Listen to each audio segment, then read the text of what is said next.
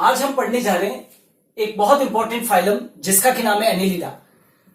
Annelida का मतलब क्या है पहले आपको यह मालूम होना चाहिए। एनिलिडा का मतलब होता है रिंग लाइक स्ट्रक्चर, राइट, यानी कि छोटी छोटी वलय का मतलब क्या होता है एनिलिडा। एनिलिडा वर्ड जो है वो कहां से है, एन्युलस से है, और एन्युलस का मतलब होता है little ring, ring like structure, यानी कि इनकी बॉडी के अंदर छल्ले जैसे स्ट्रक्चर, रिंग जैसे स्ट्रक्चर्स होते हैं, राइट। जब हम बात एनिलिडा की कर रहे हैं तो दिमाग में लाइए कि एनिलिडा के अंदर जो है वो एक बहुत कॉमन मेंबर आता है केंचुआ, राइट, जिसको कि अर्थवर्म कहते हैं, वो भी इसमें शामिल है। न केवल इसमें अर्थवर्म शामिल है और भी कई सारे जीव शामिल है। जब हम अभी पूरा डिटेल में पढ़ेंगे तब इसके बारे में बताएंगे। अब सबसे पहले जब भी हम किसी फाइलम को पढ़ते हैं तो आपको ये मालूम होना चाहिए कि उसके जनरल फीचर्स क्या हैं। तो सबसे पहला जनरल फीचर जो है वो ये है कि यदि हम बात करते हैं आवास की, यदि हम बात करते हैं आवास की, हैबिटेट की, तो कहां पर जीव पाए जाते हैं, एनिलिडा के सदस्य कहां पर पाए जाते हैं। तो देखिए एनिलिडा के जो सदस्य होते हैं वो मैराइन वाटर के अंदर मिल सकते हैं, यानी कि समुद्री जल के अंदर पाए जा सकते हैं, राइट। ये अलवण जल यानी कि फ्रेश वाटर के अंदर पाए जा सकते हैं, और कुछ फॉर्म्स जो है वो थल के ऊपर भी, यानी कि टेरेस्ट्रियल जो वॉर्म्स हैं वो भी इसके अंदर पाए जाते हैं। ओके, नाउ तो हैबिटेट कैसा हो गया, ये समुद्री हो सकते हैं, अलवण जल के अंदर पाए जा सकते हैं, या थल पर भी पाए जा सकते हैं, यानी कि कुछ फॉर्म्स जो होते हैं वो टेरेस्ट्रियल फॉर्म्स भी होते हैं। ओके, यदि हम इनके शरीर संगठन की बात करें, बॉडी ऑर्गेनाइजेशन की बात करें, तो इनके अंदर बॉडी ऑर्गेनाइजेशन कैसा है, तो अंग तंत्र प्रकार का बॉडी ऑर्गेनाइजेशन है, organ system level of body organisation है। ओके, अंग तंत्र प्रकार का शारीरिक संगठन है। सममिति की बात करें तो देखिए एनिलिडा के अंदर भी वर्म्स आते हैं, राइट, यानी कि कृमि शामिल है, और ज्यादातर कृमि जो होते हैं उनके अंदर सममिति जो सिमेट्री होती है वो कैसी होती है, द्विपार्श्व सममिति होती है, यानी कि बाइलेटरल सिमेट्री होती है। तो ये ध्यान रखना है कि एनिलिडा के मेंबर्स के अंदर जो सिमेट्री है वो द्विपार्श्व सममिति है, यानी कि बाइलेटरल सिमेट्री है। ओके, अब ये जो है वो जीव कैसे हैं, तो एनिलिडा के सदस्यों के अंदर जनन स्तरों की संख्या कितनी है, 3 है, एक्टोडर्म, मीजोडर्म और एंडोडर्म, यानी कि हम ये भी कह सकते हैं कि ये कैसे त्रिस्तरीय जीव है, त्रिस्तरीय जीव है, यानी कि ये कैसे ट्रिप्लोब्लास्टिक है। और एक इनका बहुत बहुत महत्वपूर्ण कैरेक्टर है कि इनके अंदर समखंडी भवन पाया जाता है, जैसे कि नेम शो कर रहा है समखंडी भवन, यानी कि शरीर का समान भागों में क्या होना, विभक्त होना। मैंने यहां पर लिख रखा है शरीर का समान भागों में विभक्त होना क्या कहलाता है, समखंडी भवन। ये इनका एक महत्वपूर्ण लक्षण है, समखंडी भवन। समखंडी भवन को हम इंग्लिश के अंदर मेटामेरिक सेगमेंटेशन कहते हैं, यानी कि ये मेटामेरिकली क्या है, सेगमेंटेड है, इनके अंदर समखंड पाए जाते हैं। ओके, नाउ यदि हम इनकी गुहा की बात करें, पूरे के पूरे एनिमल किंगडम में जब आप फाइलम्स पढ़ते हो शुरुआत से, राइट, तो देखिए सबसे पहला जो फाइलम है वो क्या है, पॉरीफेरा है, फिर उसके बाद में सिलेंट्रेटा है, फिर टीनोफोरा है, फिर प्लेटीहेल्मिंथेस है, फिर एस्कीहेल्मिंथेस है, और फिर एनिलिडा है। तो आप एनिमल किंगडम में सबसे पहले एनिलिडा ही एक ऐसा फाइलम है जिसके अंदर सबसे पहले वास्तविक देह गुहा की क्या हुई, उत्पत्ति हुई। देखिए देह गुहा को हम क्या कहते हैं, सिलोम कहते हैं। तो मैंने यहां पर लिख रखा है कि सिलोम की उत्पत्ति, यानी कि वास्तविक सिलोम की जो उत्पत्ति हुई है वो सर्वप्रथम एनिलिडा फाइलम के मेंबर्स के अंदर ही हुई। वास्तविक गुहा को हम क्या बोलते हैं, यूसिलोमेट।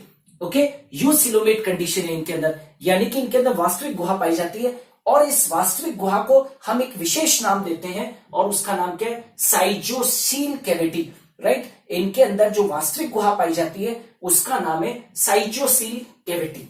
ओके, तो आपको ये गुहा के बारे में भी जानकारी होनी चाहिए। अब यदि हम बात करते हैं शरीर की सकल संरचना, सकल संरचना का मतलब है कि इनके बॉडी के अंदर बॉडी प्लान कैसा है। तो इनके अंदर बॉडी प्लान कैसा, नली के भीतर नली, यानी कि tube within tube body plan.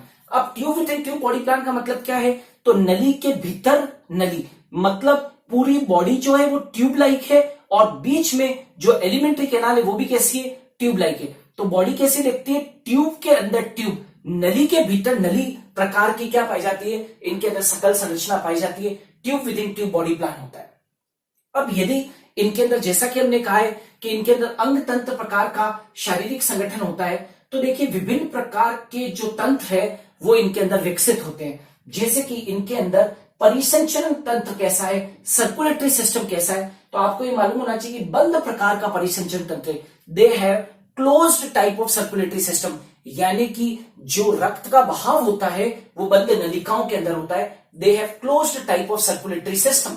Okay, और इनके अंदर हीमोग्लोबिन तो पाया जाता है, लेकिन हायर ऑर्गेनिजम्स में हीमोग्लोबिन आरबीसी में पाया जाता है, इनके अंदर आरबीसी तो होती नहीं है, तो इनके अंदर हीमोग्लोबिन जो होता है वो आरबीसी में नहीं मिलता है, अपितु वो रक्त प्लाज्मा में क्या रहता है, घुला रहता है, यानी कि I want to say that haemoglobin is dissolved in blood plasma. बात आती है उत्सर्जी अंगों की, इनके अंदर उत्सर्जन किस प्रकार से होता है, तो अधिकांश जीवों के अंदर उत्सर्जन के लिए इनके अंदर विशेष रचनाएं होती है, और उन विशेष रचनाओं को हम क्या कह देते हैं, नेफ्रिडिया कह देते हैं। तो याद रखना, जैसे कि अर्थोम वगैरह आपने पढ़ते हैं तो उसके अंदर भी एक्सक्रीशन जो होता है वो किसके थ्रू होता है, नेफ्रिडिया के थ्रू होता है। तो इनके अंदर एक्सक्रीटरी ऑर्गन या जो उत्सर्जी अंग है वो क्या है, नेफ्रिडिया है। अब देखिएगा नर्वस सिस्टम की बात करते हैं, तंत्रिका तंत्र की बात करते हैं, तो नर्वस सिस्टम इनके अंदर बहुत वेल डेवलप्ड होता है, और नर्वस सिस्टम के अंदर दो महत्वपूर्ण संरचनाएं होती है।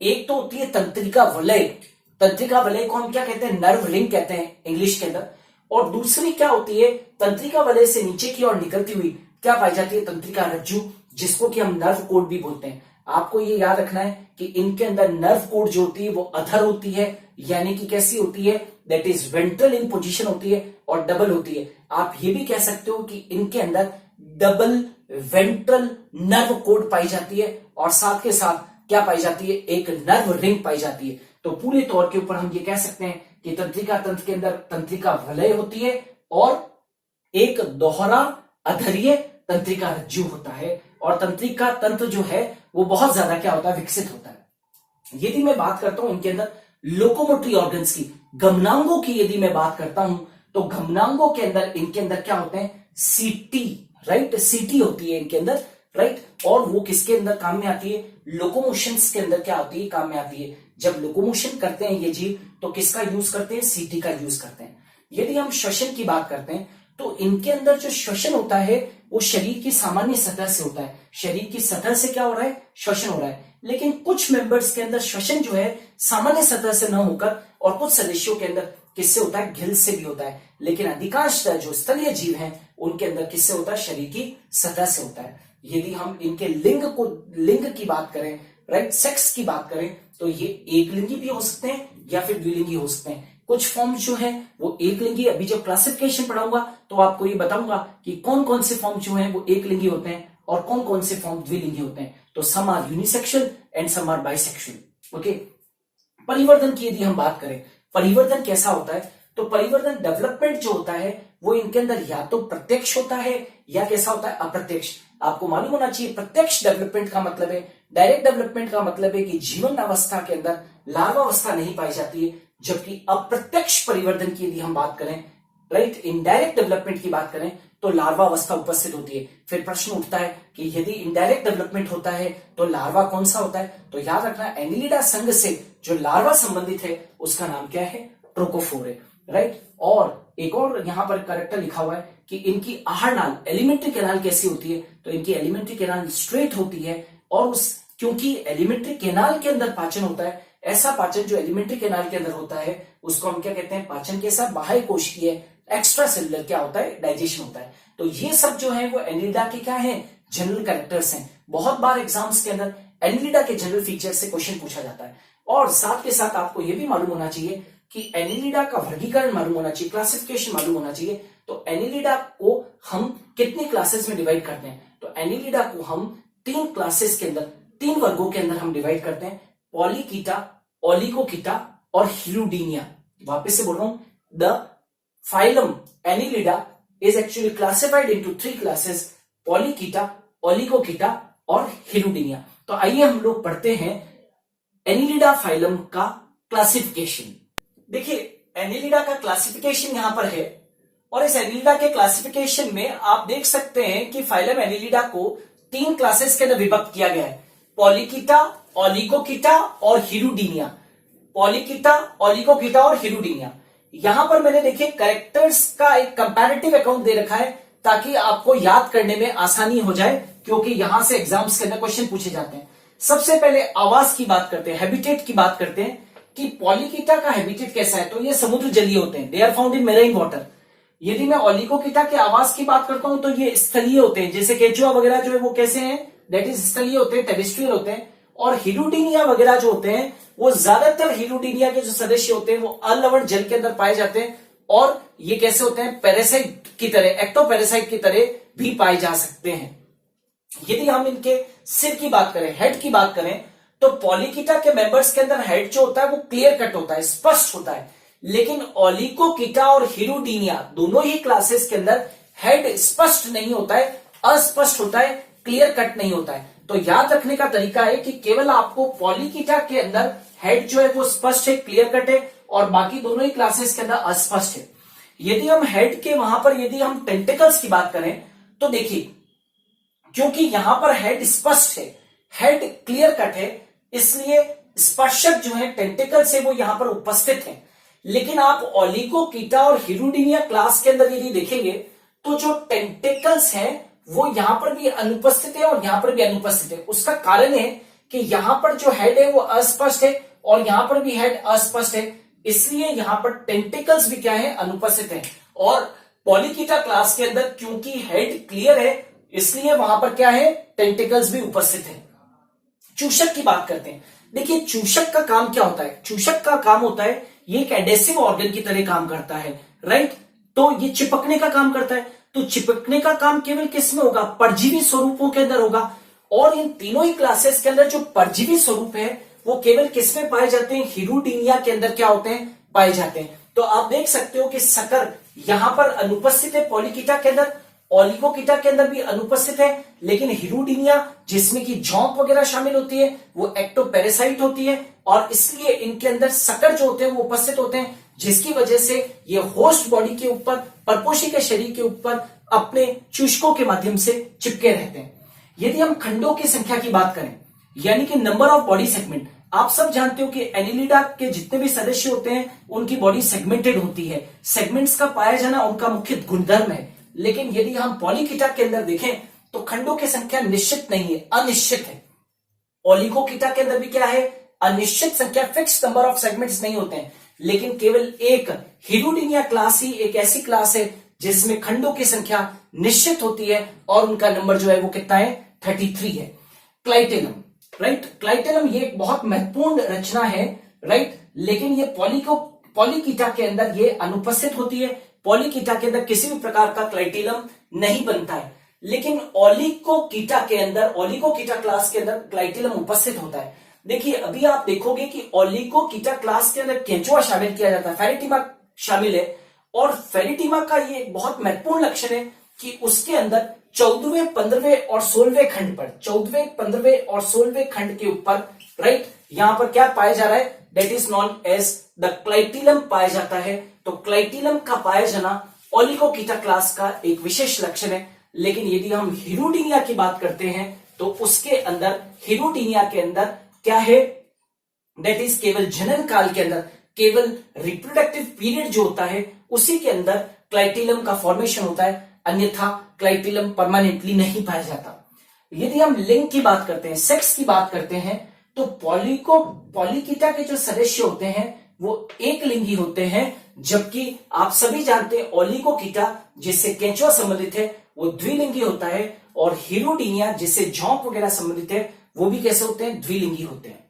यदि हम लार्वा की बात करते हैं, आपने देखा था कि एनिलिडा जो संघ है उसके अंदर जो आप परिवर्तन है, डेवलपमेंट है, वो डायरेक्ट भी हो सकता है और इनडायरेक्ट भी हो सकता है। तो चूंकि यहां पर डायरेक्ट डेवलपमेंट, यहां पर कैसा है, इनडायरेक्ट डेवलपमेंट है, तो लार्वा क्या है, उपस्थित है। लेकिन यहां पर डेवलपमेंट यहां पर और यहां पर, यानी कि ओलिगोकीटा और हिरुडीनिया के अंदर डेवलपमेंट कैसा है, डायरेक्ट है, इसलिए यहां पर लार्वा अवस्था क्या है, अनुपस्थित है।